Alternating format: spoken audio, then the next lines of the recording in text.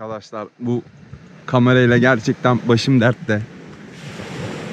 Buraya yağmur başlamadan, yani hava bugün çok güzeldi, gündüz bayağı sıcaktı, hatta güneş falan çok iyiydi ama akşama işte bozacaktı, belliydi, fırtına dolu uyarısı vardı Marmaris için.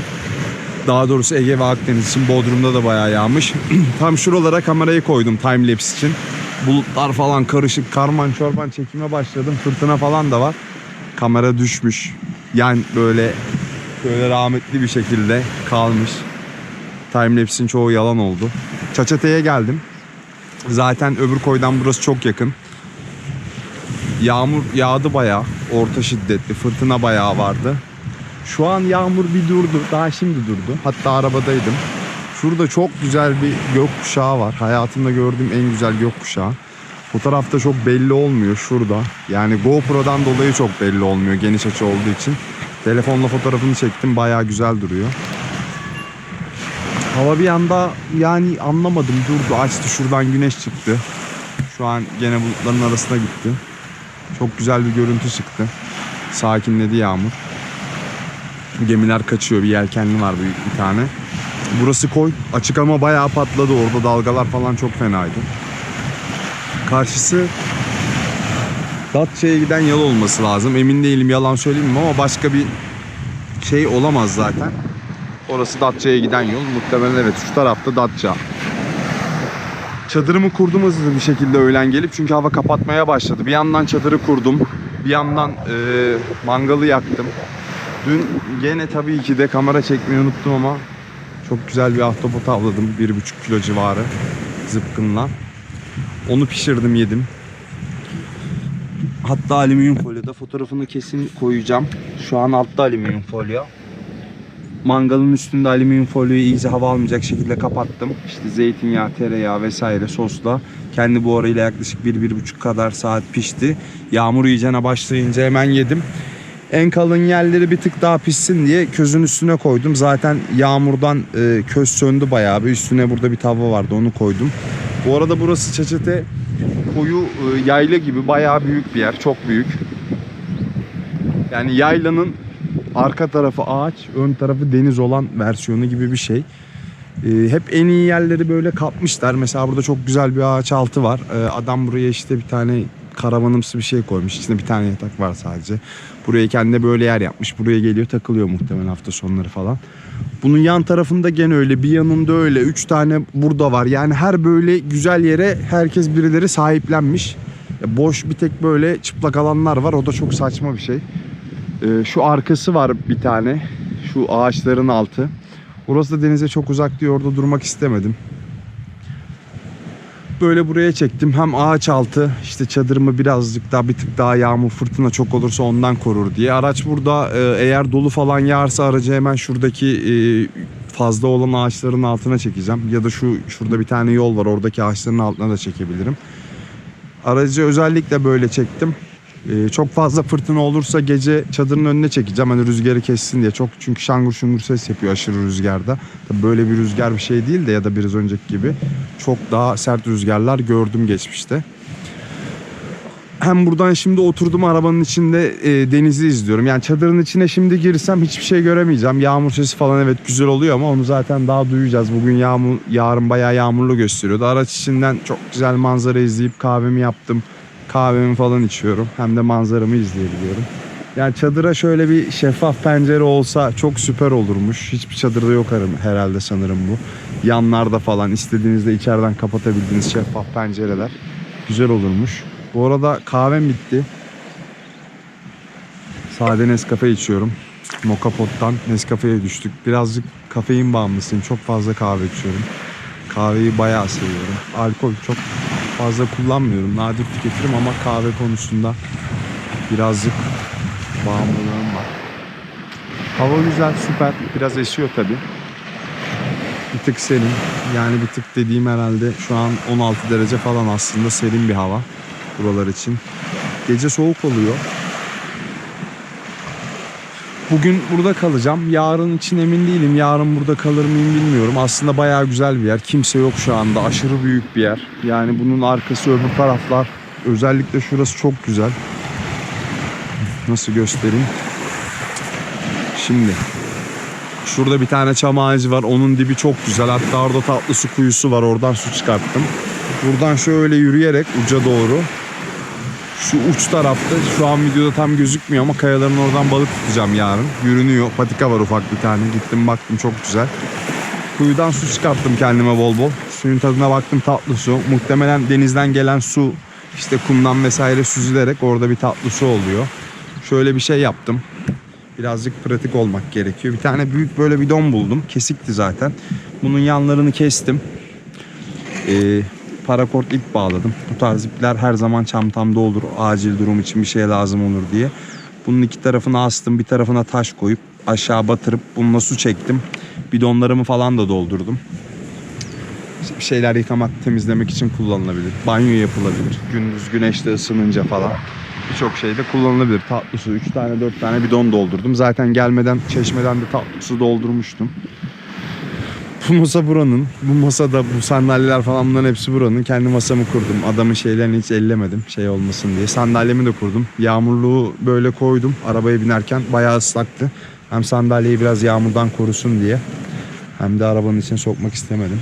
Bayağı ıslaktı. Çadır zaten komple ıslanmış ağacın altısında olmasına rağmen. Yağmur falan çadıra bir şey yapmıyor arkadaşlar. Bu çadırı çok fazla kullandım. Bir tanıtım videosu çekerim. Çadır tavsiyesi gruplarda falan da görüyorum her zaman videolarda. Çok fazla isteyen oluyor. Bu çadırı yani ben 4 mevsim her şart altında kullandım. Yani bir gün Tekirdağ civarında salaklık yapıp rüzgar küllerinin olduğu civara çadır kurmuştuk. Manzarası çok güzel, tepe diye. Tabii o an aklımıza gelmedi de gece yani rüzgardan çadır böyle bu tarafa yatınca komple, hani kafamıza vuruyordu artık üst tarafları, o kadar yatıyordu. Ya buraya çadır mı kurulur demiştik, bir hata yaptık.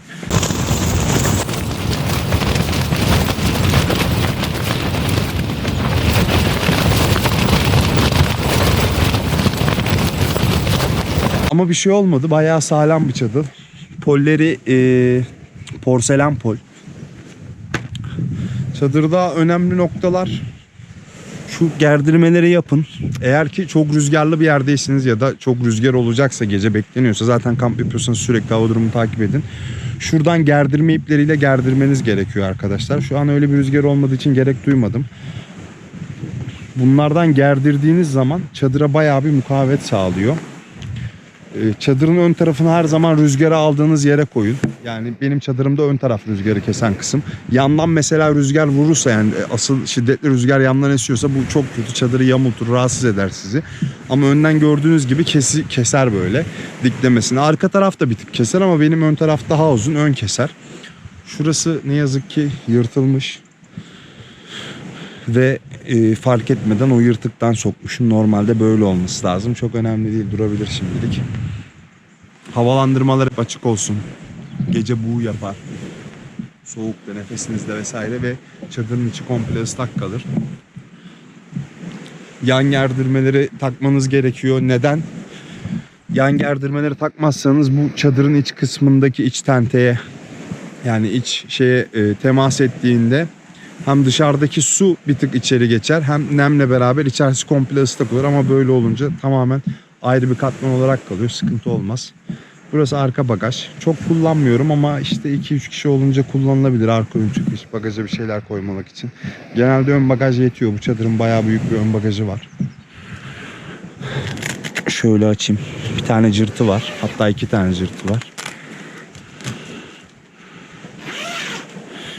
Bagaj böyle. Buraya terlik, ayakkabı, çanta vesaire ne istiyorsanız koyabilirsiniz. Kuru kalıyor. Zaten görüyorsunuz bunca fırtınaya rağmen, ki fırtına bu taraftan geliyor.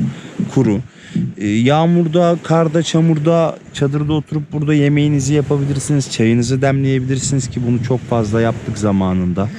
Özellikle yaylalarda falan sürekli yağmur olunca burada yemek yapmak için çok güzel oluyor. Tenteyi tabi her zaman germiyorsunuz. Tentem de var ama tenteyi tek kişi germesi gerçekten çok zor. Yani bir yerde en az 2 gün ya da 3 gün kalacağım ki tenteyle uğraşayım. Tek başına çok fazla zor oluyor. Tenteyi kurmak kolay da işte onu adam gibi germek, rüzgarda mukavemet sağlayacak ve yıkılmayacak şekilde germek için tek kişi bayağı bir zor oluyor. 2 kişi olunca çok zor değil. Çadır bile, yani bu çadırı mesela 3 kişilik aslında büyük bir çadır. Çok da küçük değil. Bunu 2 kişi kurması 5 dakika maksimum. tek kişi kurması 15-20 dakika uğraştırıyor çünkü. Tek bir poli tutuyorsunuz, öbürü düşüyor vesaire. Öbür koy çok güzeldi aslında. Benim olduğum yerde de tektim. Dün bir tane amca geldi sadece akşam. Sabaha kadar o vardı. Öbür tarafta çok fazla insan vardı. Sarıdana koyu orası. Yan tarafında Cumhurbaşkanlığı Külliyesi varmış ne yazık ki. Koskoca bir koyu kapatmış, hemen yan yana 2 koy var. O koy benim olduğum koydan herhalde bir 5-6 kat daha büyük.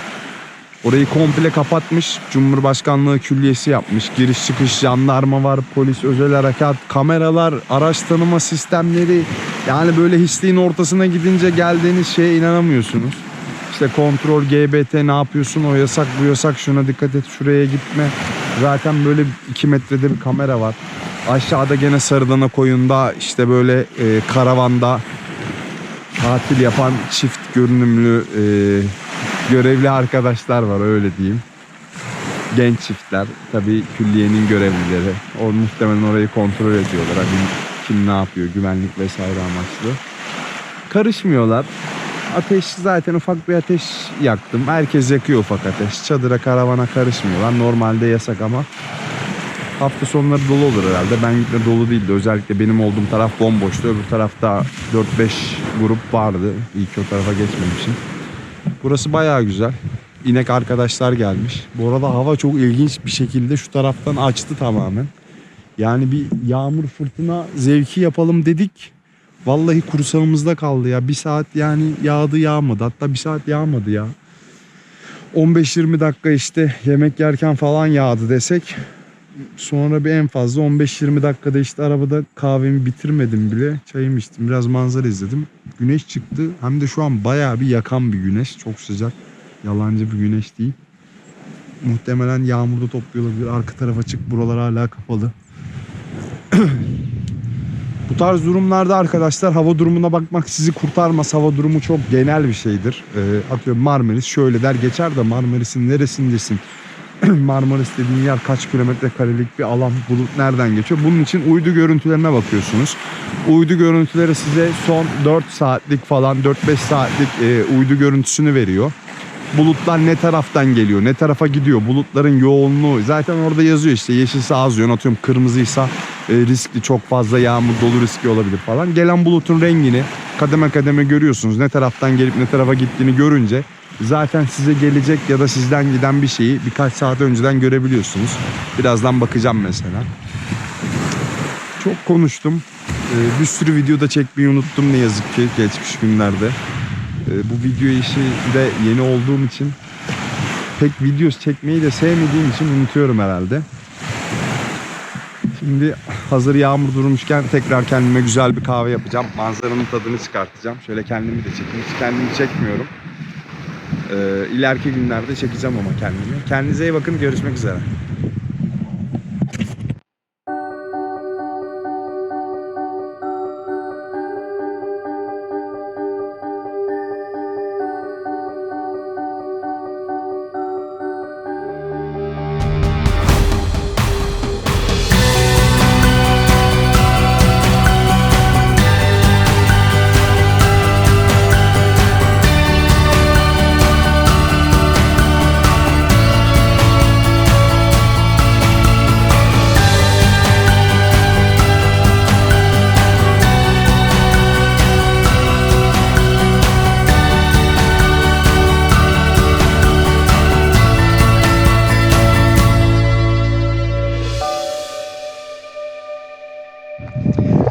Burası biraz önce bahsettiğim yerlerden bir tanesi. Daha ileride bir sürü var.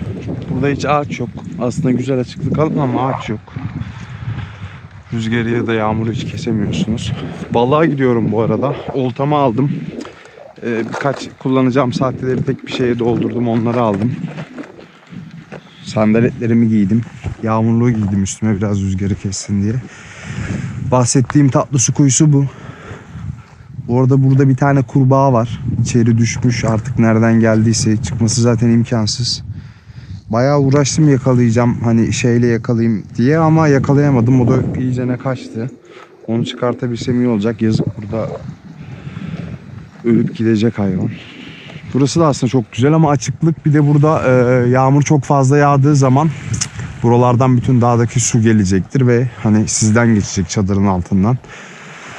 Rahatsız eder. Bir şey olmaz. Şurası fena değil ama dediğim gibi yağmur riski var. Çadır aslında kurulabilir. Oturacak yer şey değil. Bir de buradan rüzgar çok fazla geldiği için çok açıkta kalıyorsunuz. Rüzgarı çok fazla yiyorsunuz ama güzel yer. Yaz için falan süper. Bu hava fırtına ve yağmur durumu olmasaydı güzel olurdu. Hava zaten gene kapattı.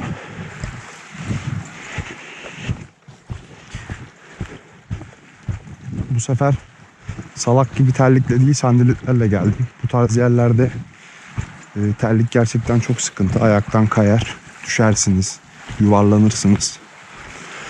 Sandaletler o konuda iyi. Sandaletler de Kim marka outdoor sandalet. Sağlam ve dayanıklı. Birkaç yıldır kullanıyorum. Diğer o sandaletler ne yazık ki ben iri bir insan olduğum için boy poz kilo olarak çok fazla dayanmıyor. Gene parçalanıyorlar.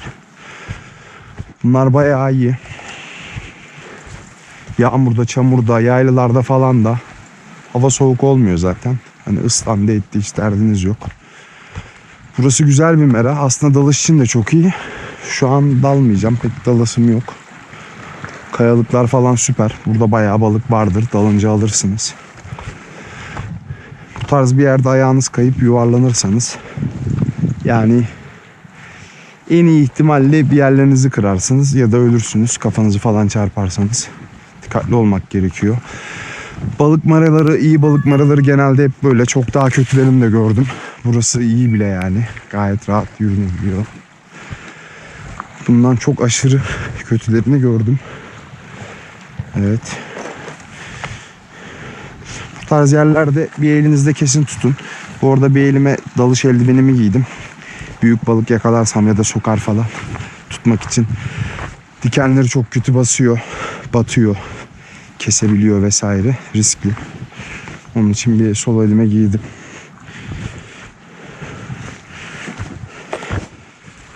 Yani bir de şöyle bir sıkıntı var. Burada düştünüz, kolunuzu bacağınızı kırdınız.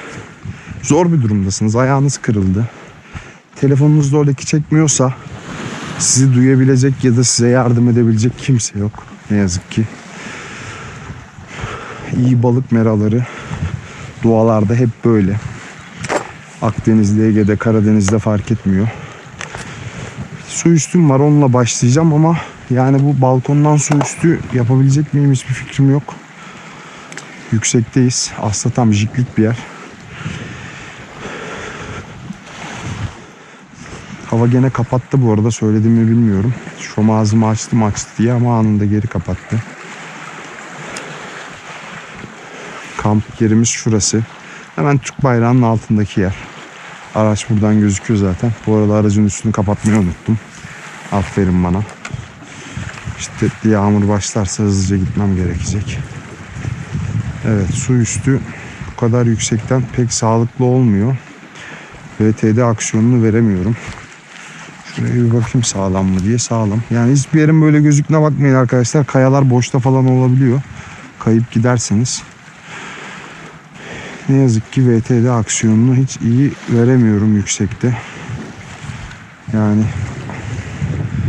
hani ölü yaralanmış balık efektidir VTD aksiyonu. Bu yaralanmış balık aksiyonu değil de daha çok işte sarhoş balık aksiyonu gibi bir şey oluyor buradan. Çok yüksekteyiz. Yaklaşık bir 5-6 metre, belki daha fazla. Buradan ne alabiliriz?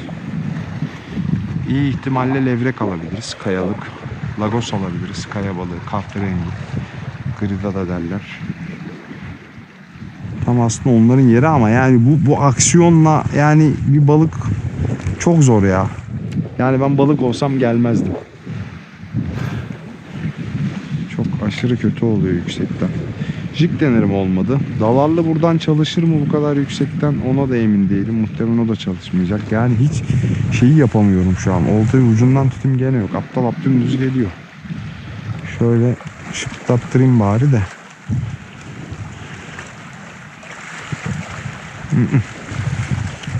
Zaten herhangi bir balık da görmedim daha.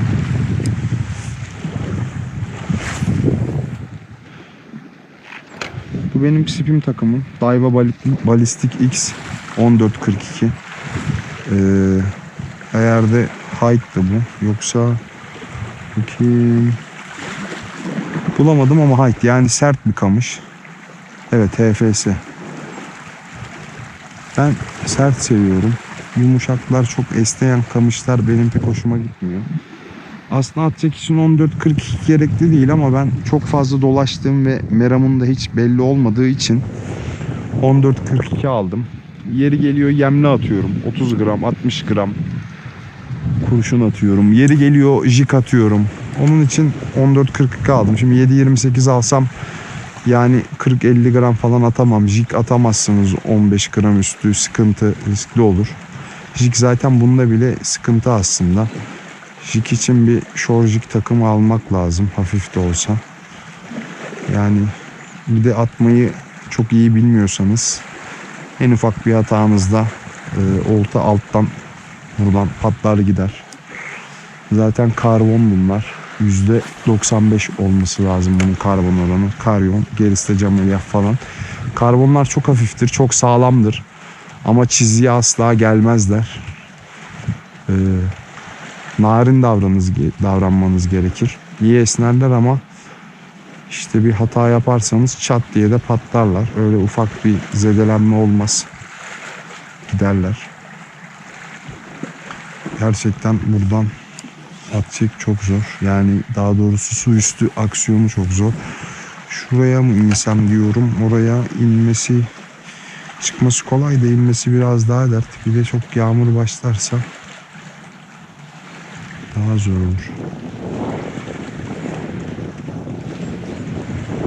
Yani buralara dalsam kesinlikle güzel balık bulacağıma eminim. Çünkü çok bakir bir mera. Hiç kimse yok, ses yok, ışık yok. Tekne yok, sandal yok. İnsan yok. Ve çok güzel kayalar var. Öbür koyda hiç kaya yok. Yani bayağı saatlerce, 2,5 saat falan dolaştım. Bir tane balık göremedim. Oraya sadece açıktan küçük balıkları kovalayan büyük balıklar giriyor. Bayağı da büyükler. Ne olduklarını bilmiyorum ama dev balıklar, muhtemelen lambuka, akya olabilir, hiç olabilir bilmiyorum. Aksiyonlarını sadece görebiliyorsunuz. Balıkları göremiyorsunuz. Fırlıyorlar falan. Onlar da hiçbir şekilde vurmadılar sahteye. Zaten deli dana gibi bir giriyorlar çıkıyorlar. Hani öyle koyda durmuyorlar. Koyda gerçekten hiç balık yok. Anca işte büyük balıklar kovaladıkça kıyıya kaçanlar var. Yani gerçekten şu an çok kötü bir aksiyon. Video böyle çok uzun olmasın. Ben videoyu durdurayım. Balık falan yakalarsam ola ki biraz zor gözüküyor ama kaydı açarım. Tekrar oradan devam ederiz. Böyle çok saatlerce, belki 1-2 saat. O aksiyon var, süper. Muhtemelen kameradan gözükmüyor ama levrektir. Yani bu aksiyonsuzlukla almam çok zor. Mal gibi dümdüz geliyor ama aksiyon olması güzel bir şey. En azından balık olduğunu görüyoruz. %90 levrek. Niye %90 levrek diyorum? Kefal hiç yok. Yani gördüğüm bütün balıkçılar, oradaki de herkes aynı şeyi söylüyor. Kefal yok diyorlar. Niye olmadığını bilmiyorum. Hiç kimse kefal tutamıyormuş ki çoğu da kefalci zaten. Ekmek atıyorlar. Bu arada buradan balık tutarsam onu çıkartması da zor. Yani bir 600-700 gram üstündeki balığı buradan almam çok zor. Şu kayalıklara doğru bir an hızlıca koşup yani o şekilde alırım. Yoksa buradan bu oltayla çekmek zor. Spin takımı neticede. Güncelleme yapayım. 45 dakika falan oldu ya da yarım saat maksimum videoyu kapatalı. Ne yazık ki çok güzel bir papırımı kaybettim. Su üstü sahtesi bayağı büyük bir şey şöyle. Yabancı balık tutma videolarında okyanuslarda kullanıyorlardı genellikle onu, büyük balıklar için. Onu atayım dedim, bu küçüklerle yukarıdan aksiyon veremeyecek. Gayet de güzel aslında onunla oluyordu ama liderim patladı. Yani ipin ucundaki iplisine kullanıyoruz. İpin ucundaki fluorokarbon direkt patladı ve atışımda sahteyle beraber gitti. Ben de direkt bu arada lider falan da her şey çantada. Yanımda hiç klips yok. Direkt ipi böyle sahteye bağlayarak kullanıyorum. Tabii Önünde bir misine olmayınca ne yazık ki sıkıntı, ip hayvan gibi gözüküyor ve balıklar bu ip olayına ne yazık ki takılıyor biraz. Sahte atıyorum. Geri döneceğim birazdan. Hava zaten kapatmak üzere. Bir drone kaldırmak istiyorum. O öbür koyda da drone uçuramadım. Malum Cumhurbaşkanlığı külliyesi var. Kesin drone savarlar vardır. Yani drone savarı geç, 3 tane uçak savar var zaten tepede. Onun için hiç o işlere girmedim. Muhtemelen drone kalkar kalkmaz tepeme üşüşürlerdi birileri. Birkaç atış daha yapacağım. Sonra gideceğim. Klipsimi, liderimi de bağlayacağım. Akşam suyu henüz bitmemişken biraz daha atış yaparım muhtemelen. Emin de değilim. Jigi falan da unutmuşum zaten. Ama yarın sabah suyunda gene burada çalışacağım. Hatta öğlen falan da buralarda dalabilirim bir. Dalışta çok yeniyim, çok anlamıyorum ama hem öğreniyorum bu turda hem de spor yapmış oluyorum. Dalış bayağı efor sarf ettiriyor. Güzel bir spor. Bir aksiyon yok, vuruş yok, hareket de yok. Bir kere şurada bir ufak bir oynak gördüm. Ondan sonra daha bir hareket görmedim. Yarın muhtemelen verimli olacaktır diyorum. Bu gece kapalı olur da ay ışığı da olmazsa. Dün ay ışığı bayağı vardı. Tam dolunay değildi ama dolunaya yakındı ama ay çok parlaktı. Dolunay olduğu zaman ya da ay ışığı fazla olduğu zaman ertesi gün balık olmuyor. Niye? Gece balıklar rahat bir şekilde avlanabiliyor, tok oluyorlar. Şimdilik görüşmek üzere o zaman. Muhtemelen yarın sabah görüşeceğiz. Şöyle bir son kez manzarayı da göstereyim size. Dalga sesleri.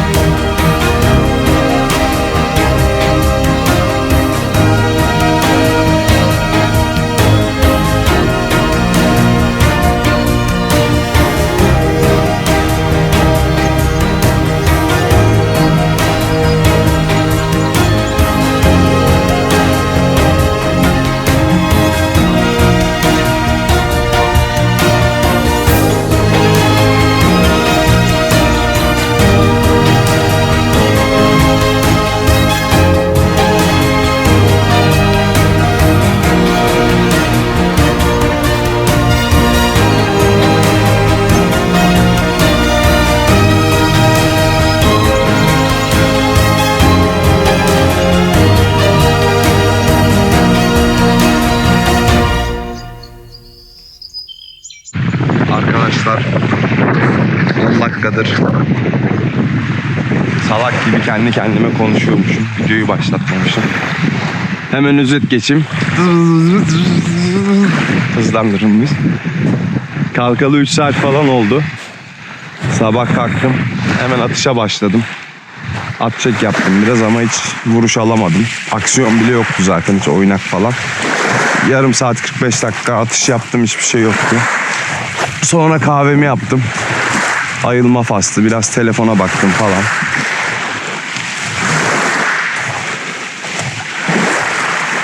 Sonra biraz spor yaptım aç karnına.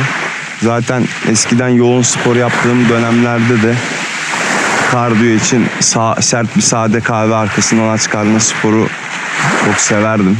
Acayip dinç oluyor insan. Zaten pek kahvaltı kültürü olan ve kahvaltıyı seven insan değilim.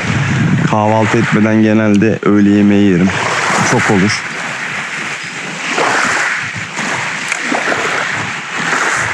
Spordan sonra yine biraz oturdum. Biraz at çek yaptım. Şimdi tam kahvaltımı hazırlıyordum. Şu tarafa doğru oynak gördüm, yavru balıklar zıplayanlar. Hemen bir atış yapayım dedim. Bu açıktan gelen büyük balıklar sürüleri kovalarken böyle küçük balık sürülerini, küçük balıklar da hemen böyle koylara, kıyılara kaçıyorlar. Büyük balıklar çok kıyıya yaklaşamayacağı için, onlardan kurtulmak için şapur şupur suyun üstünde hareket oluyor. Normalde bu büyük balıklar böyle koylarda takılmazlar. Açıktan sürü kovalarken geliyorlar. Orada atış yaptım ama hiçbir şey alamadım. Şimdi de biraz önce de şurada gördüm. Suyun üstünde minik balıklar, sürüler zıplaya zıplaya kaçıyordu.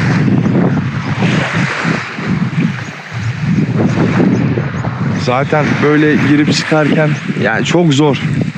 Hani önüne denk getirmeniz lazım. Biraz şansınız olacak. Kısmet de öyle alacaksınız. Ama burada zamanımız bol. Zaman geçiriyoruz. Taze balık yakalamak da bir öğün için çok güzel oluyor. Şansımızı deniyoruz. Kahvaltı hazırlıyordum. Aslında kamerayı onun için taktım kafama. Oynak görünce hemen kamerayı açtım. Çünkü balık vursa çekerken açmak çok zor. Balık yakaladıktan sonra eğer oltada böyle boşluk bırakırsanız balık böyle kafa sallayarak kurtuluyor. Balık yakalandıktan sonra şöyle sert bir tane vurup tasmalama deriz ona. İğnelerin ağzına tam geçmesini, oturmasını sağlayıp ondan sonra orta hızda hiç bozmadan sabit bir şekilde çekmeniz lazım.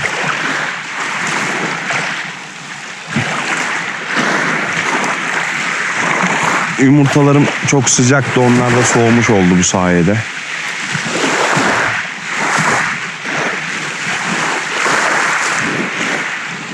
Drone'la çekim yaptım güzel. 45 dakika falan. Şimdi şarja taktım onları araca.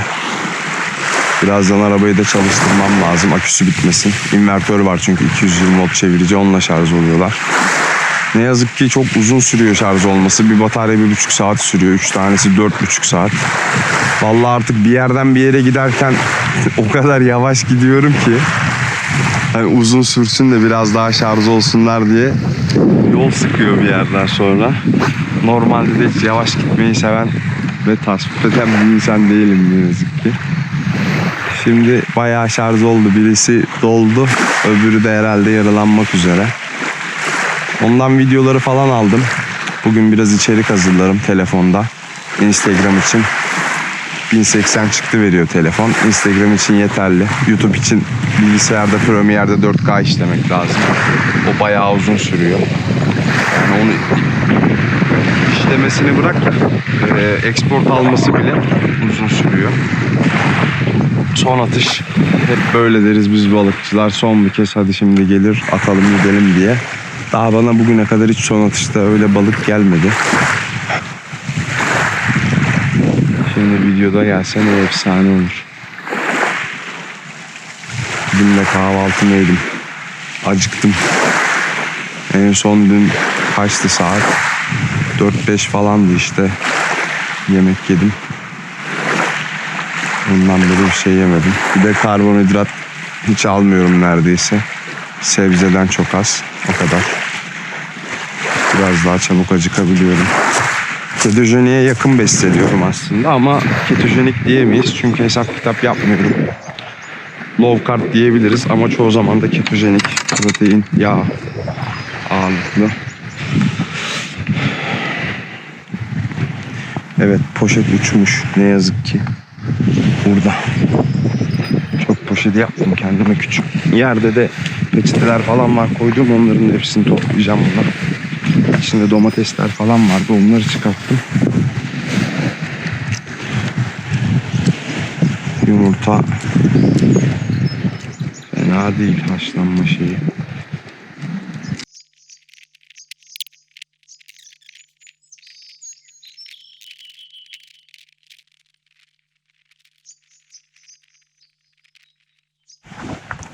Ne yapacağım? Vallahi ne yapacağım ben de çok bilmiyorum. Elimde bunlar vardı. Bari yumurta salatası gibi bir şey yapayım dedim. Dün de sadece yumurta yedim. Kahvaltıda 3 tane hiçbir şeyle uğraşmadım. Bugün birazcık böyle değişik bir şey yapayım dedim. Canım güzel bir şeyler yemek istedi. Tabii güzel bir şeyler elimizdekiyle sınırlı.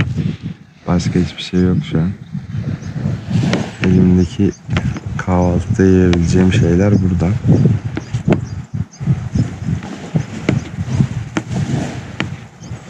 Yumurta varsa benim için genelde yeterli oluyor. Yumurtayı çok severim. Soğanı aslında pek sevmem ama kırmızı soğan acı olmuyor hiç. Kahvaltı için bilmiyorum nasıl olacak. Canım soğan istedi. Hiç de sevmem normalde. Çiğ soğan sarımsak midemi yakar. Değişiklik olsun.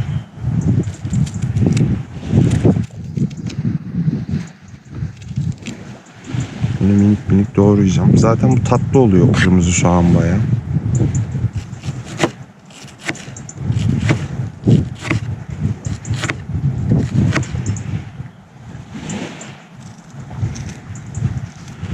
Soğan o kadar küçük ki doğraması da zor oluyor. Hijyenden tamamen uzak bir ortam. Kalanını da şöyle yapayım. Şöyle yapayım. Bıçak bir tık paslanmış. Karbon çelik. Bu arada eski videolarda buna paslanmaz çelik demiştim.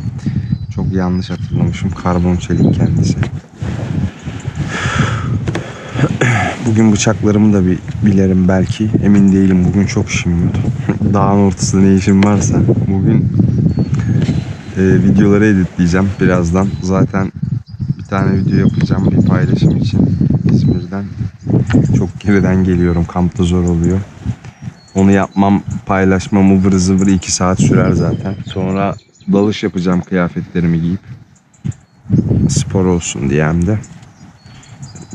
Rahat bir 2 saat, hatta daha fazla da dalış sürer. Zaten kıyafeti giyip çıkartması, ekipman falan kafadan 45 dakika. Ya da yarım saat olsun minimum.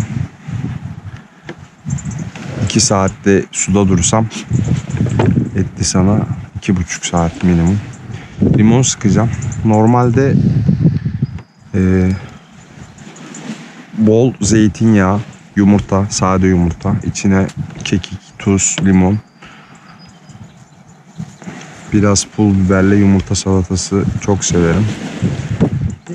Ona benzer bir şey olacak şimdi. Tabii öyle bir şey olmayacak. O kadar yağlı bir şey yemek istemiyorum şu an. Ya da çok fazla yumurta.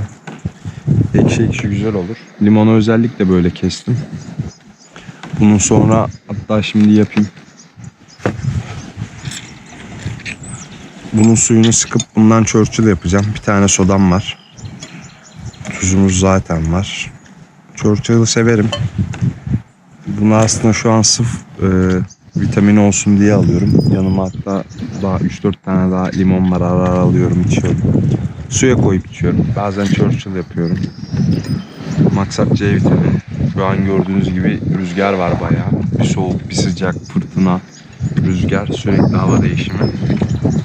Birazcık bünyeye bakmak gerekiyor. Neticede bir aydır bu şekilde kamp yapıyorum. Allah'a şükür hastalanmadım. Bünye iyi gidiyor. Ya normalde çok soğuk sıkıntı değil de çok rüzgar olması sıkıntı. Bir de böyle gündüz sıcak, gece soğuk, gündüz çok sıcak, gece çok soğuk, sürekli bir bünye afallıyor.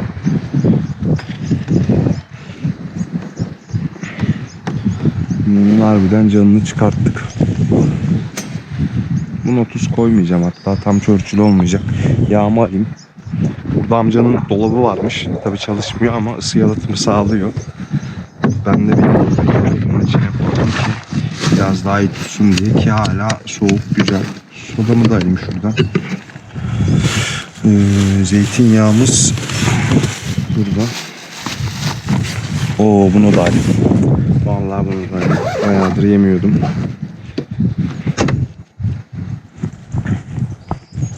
Tamam ya, kahvaltı şu an güzelleşti. Şunları şöyle koyayım. Yerdekileri de toplayacağım. Soda sonrası için. Zeytinyağı organik, teyzelerden aldım. Muhtemelen kendileri yapmıştır. Tadı çok iyi değil açıkçası. Çok fazla gitti. Neyse.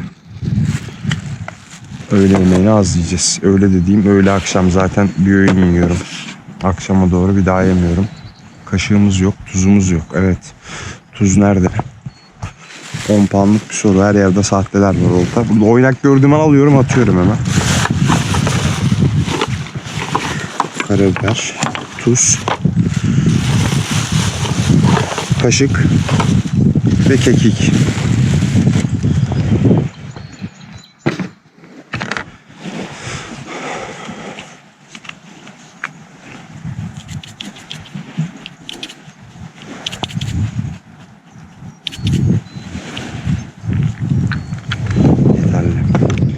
Ya kampta böyle abartı ekipmanları taşıyanları hiç sevmem aslında. Uyuz olurum. İşte 7 tane döküm tencere, 3 tane döküm tava, kapaklı falan böyle. Yani bir arabalık mutfak eşyası. Biraz daha şey tutma taraftarıyım ama bunu aldım yanıma. Karabiber hastasıyım. Çok severim karabiberi. Ve renkli bir karabiberi. Kırmızı, siyah, beyaz. Çok seviyorum. Bunu sırf onun için aldım yanıma.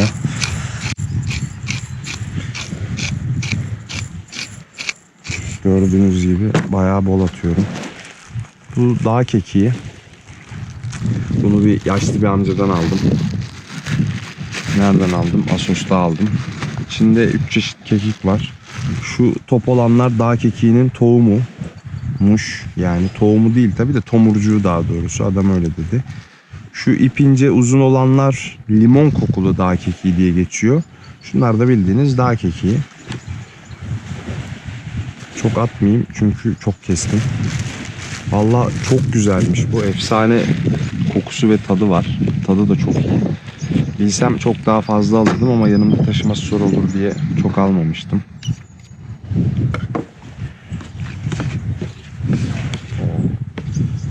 Evet. Görüntüsü çok kötü duruyor. Ama tadı eminim güzel olacak. Şu an açım zaten. Benim için şu an tadı güzel. Yumurta salatası zaten her türlü böyle biraz karman çorban duruyor karıştırdığınız zaman. Tadına bakayım önce.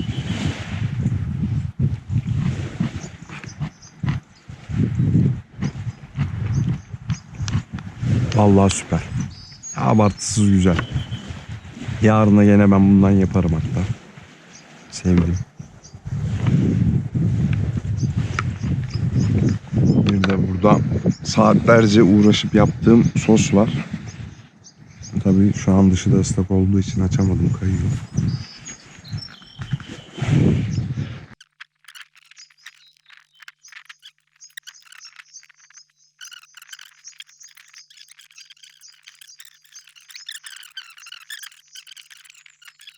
Videoyu kapatayım.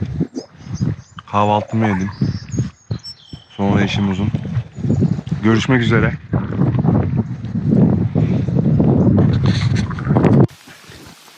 Selamlar. Çok güzel yağmur yağıyor. Ya bütün gün aslında öyle bir attı gitti de bir 15 dakikadır güzel yağıyor. Şıpır şıpır. Deniz çok güzel. Şu an şapka kapalı ya. Görüyorsunuz. Çok sıkıntılı. Şöyle biraz daha dik yapayım. 29 Ekim. Bayağı insan geldi sağa sola. Etrafıma. Tabii burayı ben kaptım. Yemek yapıyorum bu arada. Yağmur iyi başladı. Yapmaya çalışıyorum diyelim. Tavukları doğradım, attım. Bir paket tavuk var zaten. Yiyecek başka bir şey kalmadı. Aslında hepsini yapmayacaktım. Yarısını yiyecektim. Yarısını yarın yiyecektim ama buz kalmamış dolapta fazla. Erimiş buz tabi hala soğuk. Ama yarına kadar pek sağlıklı bir şekilde muhafaza edebileceğini sanmıyorum. Onun için hepsini pişireceğim. Olmadı pişmiş halini dolapta saklayabilirim. Çünkü dolap en kötü 10-15 derece olur. Pişmiş hali sıkıntı olmaz. Çiğ hali çabuk bozuyor.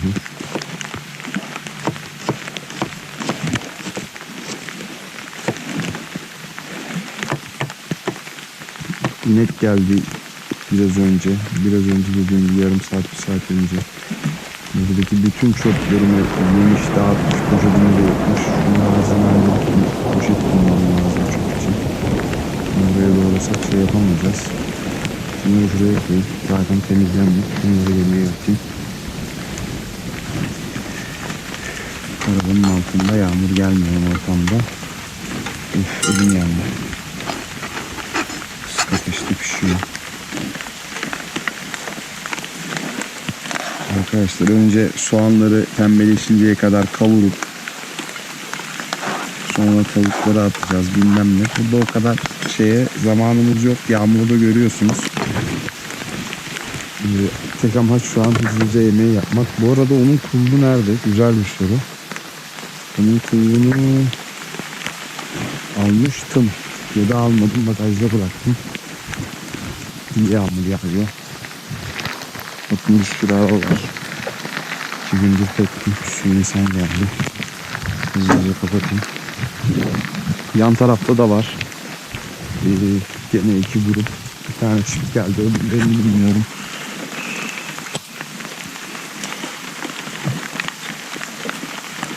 Yine tabii ki de her türlü salacak. O kadar fazla ateş ve büyük tavamız yok. Şu an burada yaklaşık yarım kilo 550 gram falan tavuk var. Kemiksiz kalça. Benim en sevdiğim yeri. Pirzolanın kemiksiz hali özetle. Mangalda da bu tarz şeyde de çok rahat oluyor. Bir tık altını açacağım. Yağını salmıştır zaten artık iyicene. İyi gidiyorum. Yağmur işi bozdu. Ama neyse, bu da keyifli. Vallahi yapacak bir şey yok. Şu an bunu da doğrayıp atacağım. Hepsi kardeş kardeş artık bir şekilde pişsin. Çok ıslandım.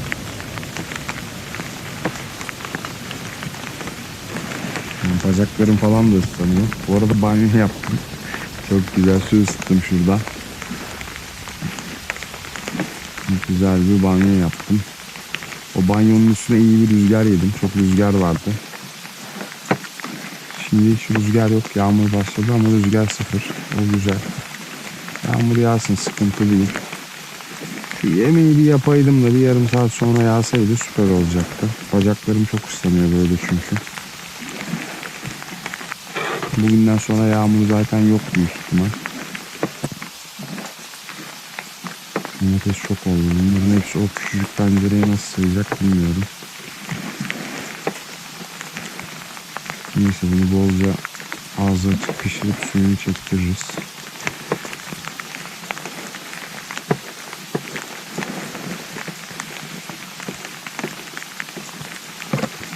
Vallahi çok oldu ya 2 domates. Biraz yiyeyim bari. Evet, çok eksildi. Bayağı eksildi.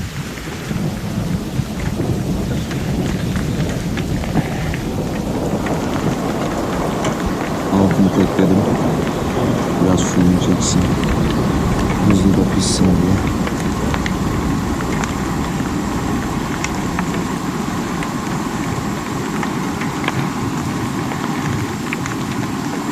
Şimdi baharatlarını atacağım. Domatesi falan da koyacağım. Vallahi öyle hep beraber pişsinler. Başka yapabilecek bir şeyim yok şu an.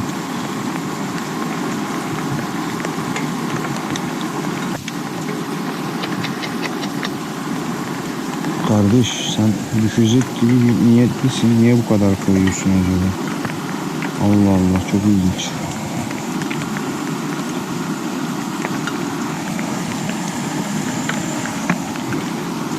Vallahi hiç hoşuma gitmedi bu iş.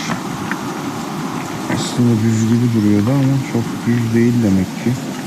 Ya da bu tencereye bir şey sürüldü ya. Bu kadar kaymıyordu bu tencere.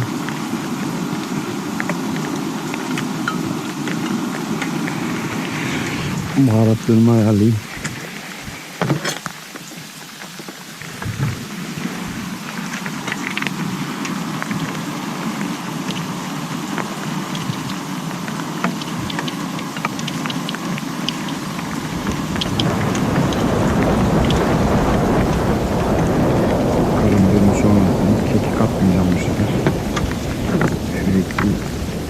Dağ kekiğini aldığımdan beri herhalde artık 10 gün mü oldu, 2 haftanın her şeyi kekikte tutturuyorum. Biraz da kekiksiz yiyeyim.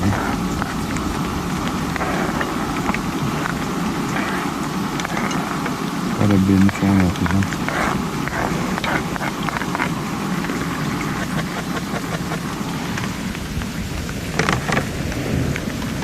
Tutamaçı ne yaptık? Tutamaç.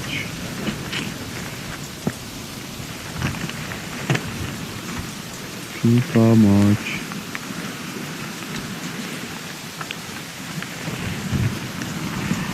Bayağı zor bir yerdeymiş gerçekten. Bulamadım 2 saat.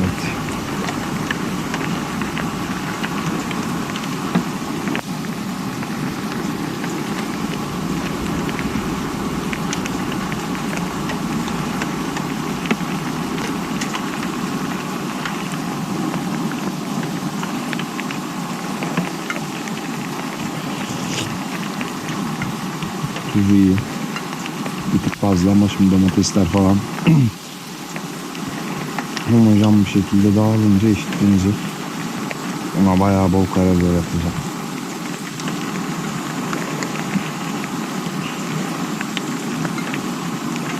Arkadaşlar, şimdilik görüşmek üzere. Ya bunun içine birazcık toz gelmiş. Yıkamam lazım. Şimdilik görüşmek üzere. Pişince açacağım. Evet arkadaşlar, söz vermiş olduğum gibi yemek pişince sizle paylaşacaktım. Ama unuttum. Yemek bitti arkadaşlar. Hatta şu an su koydum. Dibi yumuşasın diye. Hatta kahve yaptım. Vallahi tam yemek piştiğinde annem aradı görüntülü. 2 saat onunla konuştuk.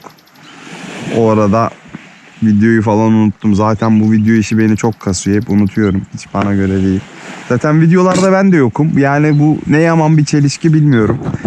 Kendimi çekeyim. Ekran da çok kötüymüş yağmurdan. Birazcık sileyim. Kahvemi içeceğim arkadaşlar. Instagram'a birkaç içerik hazırladım. Video falan yaptım. Onu atacağım birazdan. Akşam saati. Manzara çok güzel. Yağmur durdu. Hava gene açtı. Böyle ben de göreyim. Karşı taraf Marmaris. Yağıyor herhalde orada muhtemelen. Orası daha bayağı kapalı. Bu arada bir sürü insan gelmişti.